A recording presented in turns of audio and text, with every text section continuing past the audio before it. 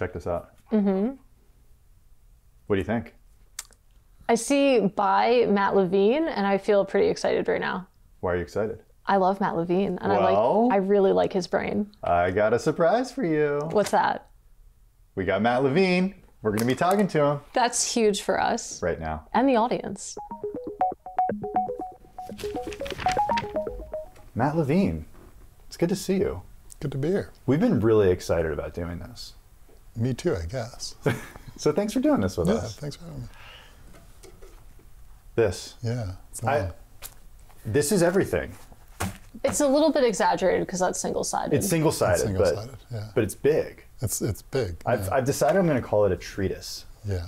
Is that okay? That is okay. Okay. I can live with that. What about a tome? Tome is like a little bit insultingly about how it's long, but sure, it's a tome. Okay. It is long.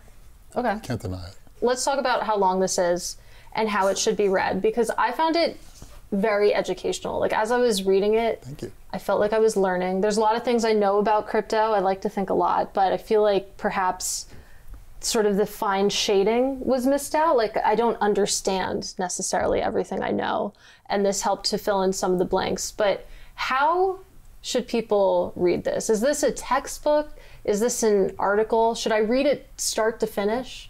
Ideally. No, look, I mean, the way that I thought about it was that crypto is like big enough as a topic to produce, that much paper.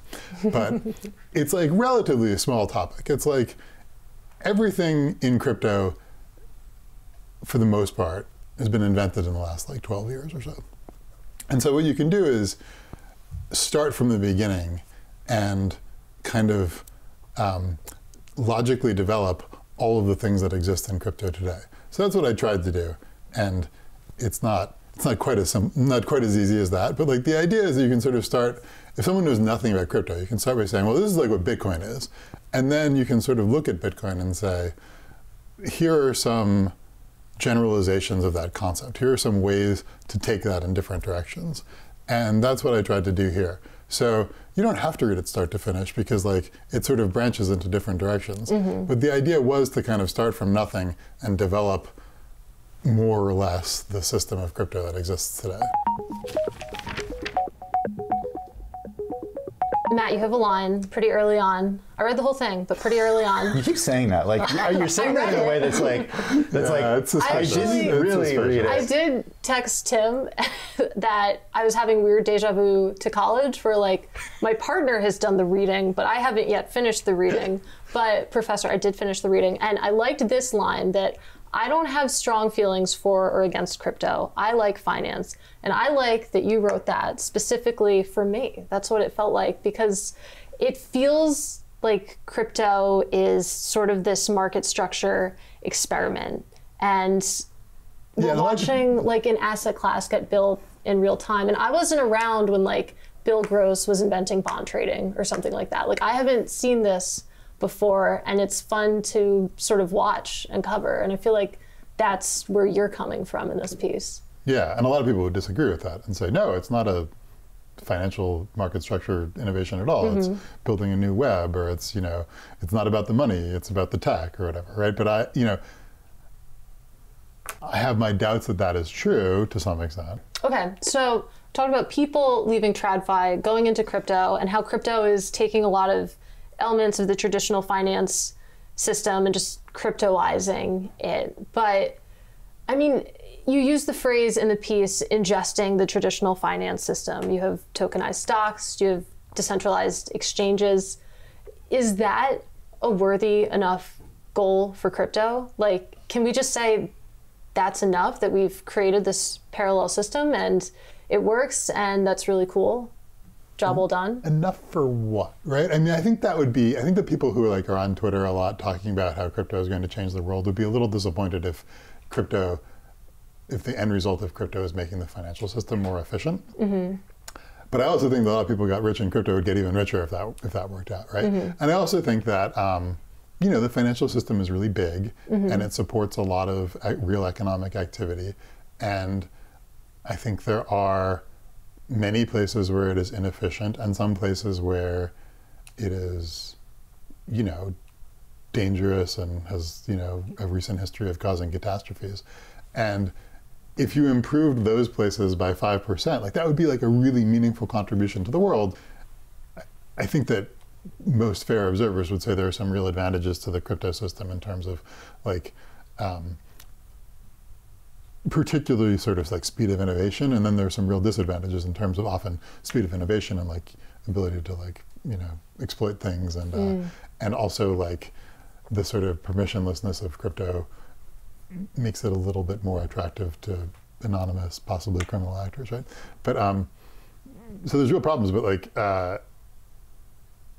if you think that it's a better way to run a financial system, like having a better way to run a financial system is really valuable with a giant financial system. And I guess that's my question. Like that seems like a pretty respectable feat. Like we made the system more It hasn't efficient. like happened yet, you know? Yeah. Like I think that like people in crypto would say the way that we trade crypto is way better than the way that we trade stocks in terms of like anyone can sort of access the same exchanges. There's like less of a divide between institutional and retail traders. If you want to build something, if you want to like write a new derivative contract, it's sort of like a flatter hierarchy where you don't have to like sign up in ISDA with JP Morgan. And everything just sort of like works and settles a bit faster. So I think like people are real sort of gung-ho about what they have built. Has it ingested, you know, the loan market or the stock market? Like, not yet. Not really. And like, you know, I say like, you know, there was in 2017 a real vogue for banks to say, we're going to move loan trading to the blockchain. And like, you don't hear that anymore. Not because they did it, you know, like there's a lot of like, kind of like bank blockchain projects that turned out to be kind of vaporware or like are always a few years in the future.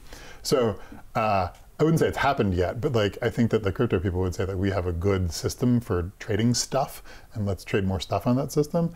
And I think that they are having success in persuading some people in finance that in fact it's a good system to trade for trading stuff. I want to talk about trust. Sure. Because that's a big part of crypto, and it's a big part of your piece. Yeah. I was pretty fascinated with the idea that we live in a world where we kind of take trust for granted. That when we open up our banking app, the money that we see in there is actually ours. Right.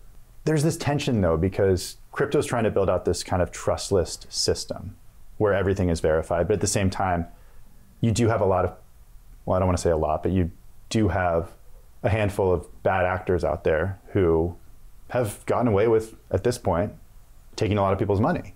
It's more than a handful. More than a handful. Yeah. A lot of crime. It's weird. There's so much bad stuff happening in a place that's supposed to be more trustworthy than the traditional system. Is it? Yeah, I mean, this is the thing I talk about a lot. I mean, I think that one thing I would say is that in traditional finance, like you trust that your money's in your bank account. And I could probably articulate the sort of mechanisms by which that trust is like fair. Like it was like reasonable to trust that the money in your bank account will be there. But I'm not sure that everyone could, because it's a thing that you can kind of take for granted, where you can say, the banks just give me my money, and it's just like empirically like reliable enough that you just go around trusting it. And in some sense, what you're trusting is not the bank, but like the background rules of society. You sort of expect the rule of law to work. You expect the government to sort of do its job. You expect people to try to comply with the law. You expect there to be laws that say the bank has to give you your money, right? Like you don't like check these things off a checklist. You just kind of like go around trusting these things. In crypto, there's sort of like two different aspects to it. One is that you could verify everything, or not everything, but like there are large swaths of crypto where everything is kind of verifiable, right? Where there are like, you know, open source algorithms and like verifiable, you know, proofs of things. And you can prove that your Bitcoins belong to you on the blockchain. And most people don't do that, just the way most people don't like sort of read the, you know, banking regulations before putting their money in the bank.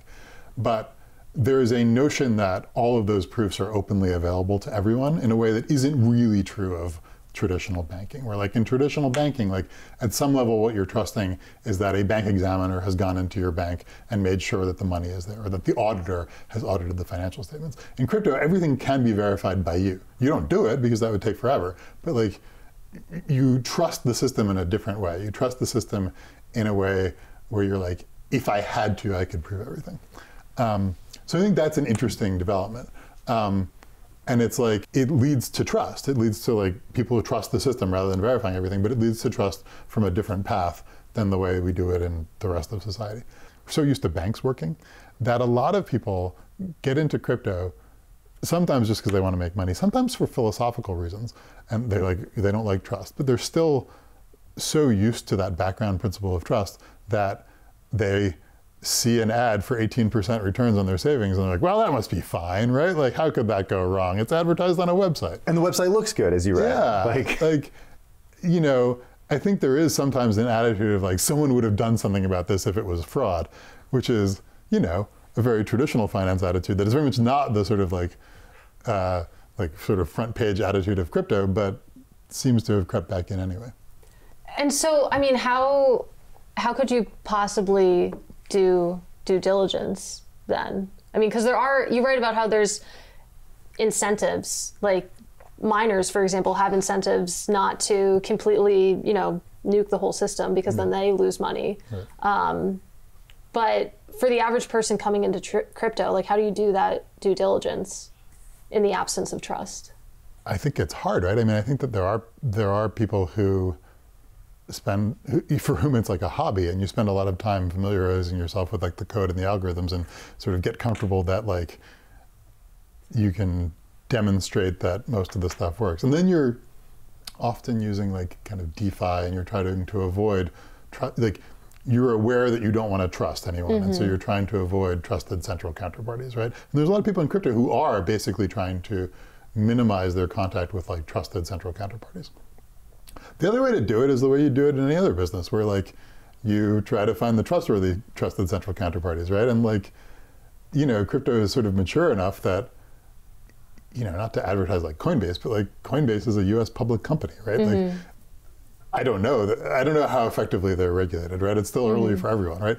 But like, if you're a US investor, you might say, I'm gonna go to like the biggest name that's a public company where like the guy lives in America and doesn't want to get arrested, you know? And then you're hoping for the best, but what you're doing is trusting the same background principles of like, you know, sort of the rule of law in society that you trust in a bank or any other, you know, company. But sometimes people who work at publicly traded companies go to jail. Oh yeah, they're not 100% reliable.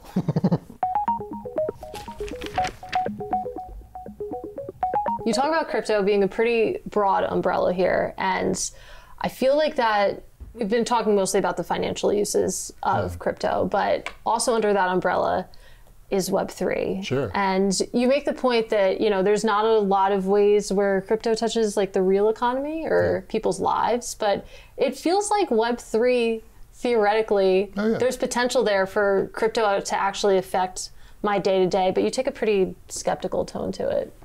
I think that a lot of I don't know, I just like, the use cases that people are excited about do not make me excited. You know, it's like you can... What are those use cases? Well, I mean, like, I don't want to like parody it too much, but like, you know, you could like buy a sword in a computer game and then you own the sword and you can go to a different computer game and bring the sword or whatever. But doesn't get your blood pumping? But does he know like the stuff you did in college?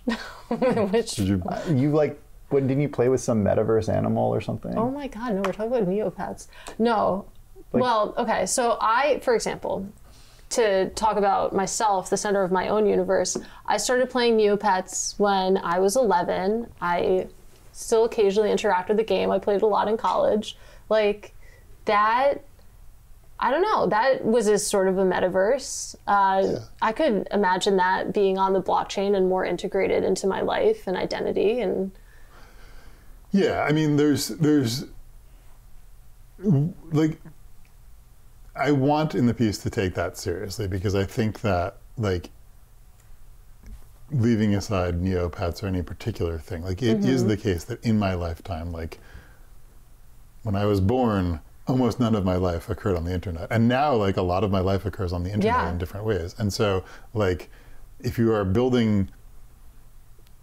trying to extract value from building systems for the internet, like, that's like, very broadly speaking, like, a growth industry, right? And so, like, if you say people are going to be living more in the metaverse in some broad way, where they're going to spend more of their time online, like, 20 years ago, I would have said, I don't want to, like, hang out with my friends, like, by, like, sending them pictures on a social media website. I want to, like, hang out with my friends in person. And now, like, I just like people's photos on Instagram, you know? Like, it's just true that, like, more of life has moved to the internet, broadly speaking. And so that is, like, a place where, like, the easiest access point for crypto to sort of, like, affect the world is, like, on the internet. That said, it's not clear that it's, like, easy, right? It's like your Neopets weren't on the blockchain. It's not clear that they'd be better on the blockchain, right? So, like, there's still, like, even if your case is like the metaverse will be everything, like, that doesn't prove that, like, crypto is going, like, the blockchain is going to be the sort of, like, underlying engine of the metaverse, right? Is part of your skepticism about this Web3 label due to the fact that there are so many projects associated with Ponzi's? Yeah, and I mean, this is not the only thing that happens in Web3, but, like, a really important element of crypto and, like, Web3 is that a lot of projects have their own tokens. And a lot of people think very explicitly in terms of tokenomics, where your thought process is not just let me build a good product, but it's let me build a product, distribute tokens tied to that product to the users of that product. And then they'll want the token to go up, and so they'll use the product more. And so it is hard early on to disentangle what's a good project from what is a project that has done a good job of hyping its tokens. And it's not just that some projects are Ponzi's, it's that, like, being a Ponzi is sort of baked into the nature of, like, a lot of what is going on in, like, the sort of, like, crypto token economy. So with that in mind, I mean, obviously the word Ponzi has a lot of negative connotations, but one thing that I think is fascinating about crypto is that there are people who are, like, enthusiastically embracing that label and are like, no, Ponzi's are how we're going to build a lasting business. Well, it's a and good I don't think project. It's crazy, right? Yeah, well, like, maybe it's not a bad thing. Right, like, it's distasteful, and it, like, makes it hard to evaluate projects because, like, you have both the Ponzi element and, like, whatever's actually going on. But it's not wrong that, like, giving people economic incentives early on can, like, draw them to projects that turn out to be good and that can make those projects viable. Like, I think it's a reasonable and, like, very funny thought to have, and that has become sort of, like, normalized in crypto. If I could have put real money into the Neopets Ponzi early on, I absolutely would have. I'd have bought all the Neopoints tokens. Right, and, like, you know, like, were Beanie Babies that in, like, an analog age? Like, I would have spent a lot of money on them. Right. Luckily, I was, like, 4, so Right. I wasn't in control of my purse strings. But the problem with that is that in order for those to be worth something to you, you have to sell them to the next Katie Greifeld, who's, you know, the next gullible little girl. Should we talk about regulation? Yeah. I feel like there's a lot of different ways we could get into it. I was thinking about it when you were explaining trust.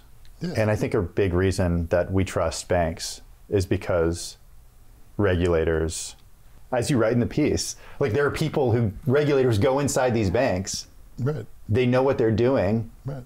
They kick tires and search for things and make sure that everything's up to snuff. I mean, that's a somewhat optimistic picture, but yeah, that's right. It's basically true. Okay. And that, by extension, makes it so we trust banks in a way that crypto firms aren't necessarily backed up. Oh, yeah. So what's missing from the regulatory puzzle here? Everything. Everything. Where should they start? Like, right, like, it's very hard because crypto is so, like, so much of crypto is philosophically opposed to regulation in general.